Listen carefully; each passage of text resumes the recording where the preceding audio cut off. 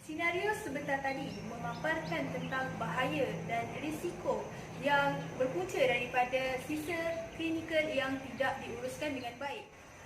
Tanpa kita sedari, sebenarnya penularan wabak pandemik COVID-19 selain ia berisiko untuk menjangkiti orang ramai dan turut meragut nyawa, ia juga telah menyebabkan berlakunya peningkatan sisa klinikal yang meningkat hampir 10% setiap hari.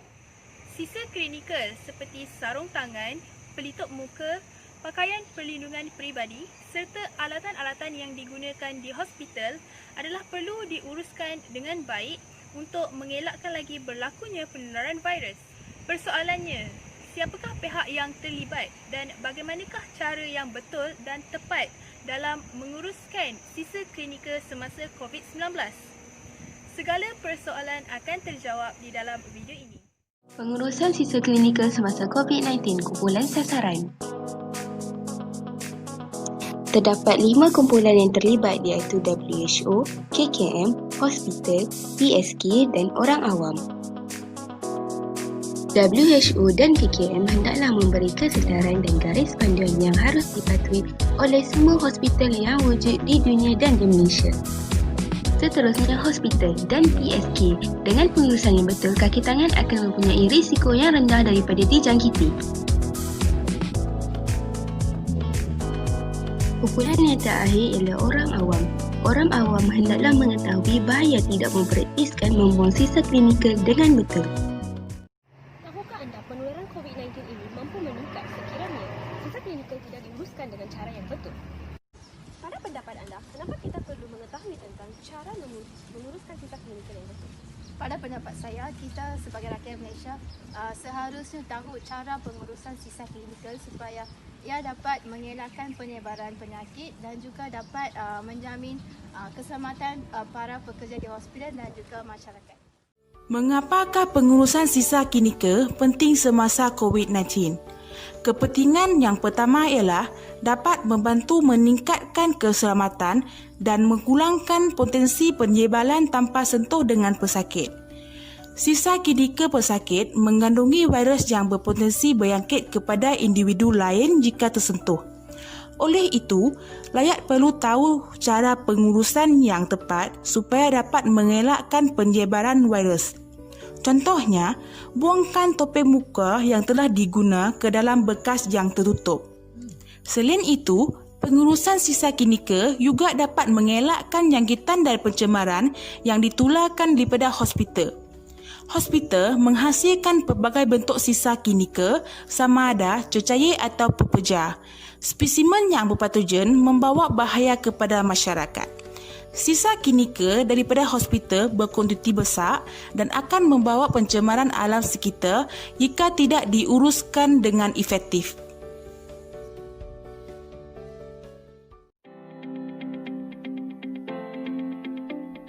Bilakah kumpulan sasaran patut tahu mengenai pengurusan sisa klinikal COVID-19 yang betul? Kumpulan sasaran seperti WHO dan KKM perlu mengetahui pengurusan sisa klinikal sebelum dan semasa berlaku COVID-19 supaya mereka lebih bersedia menghadapi pandemik ini serta menyampaikan maklumat dan kesedaran kepada pihak lain. Bagi memastikan sisa klinikal COVID-19 diuruskan dengan efektif, pihak hospital perlu tahu tata cara pengurusannya sebelum dan semasa pandemik ini berlaku. Orang awam pula perlu tahu menguruskan sisa klinikal dengan betul semasa pandemik COVID-19 supaya virus ini tidak mudah tersebar kepada orang lain. Tahukah anda, topeng muka, sarung tangan dan pakaian perlindungan PPE adalah merupakan sisa bahan klinikal. Ianya juga turut dipakai oleh orang awam bagi menghadapi ancaman COVID-19 ini. Okey, bagaimana cara anda membuang topeng muka yang telah digunakan? Sebelum ni saya membuang topeng muka yang telah saya pakai ke dalam tong sampah yang tertutup. Tapi sesetengah individu telah membuang topeng muka yang mereka pakai tidak di tempat yang tidak sepatutnya. Terima kasih. Ini adalah cara-cara membuang topeng muka yang betul setelah digunakan. Pertama, kita hendaklah mencuci tangan dengan menggunakan hand sanitizer atau sabun.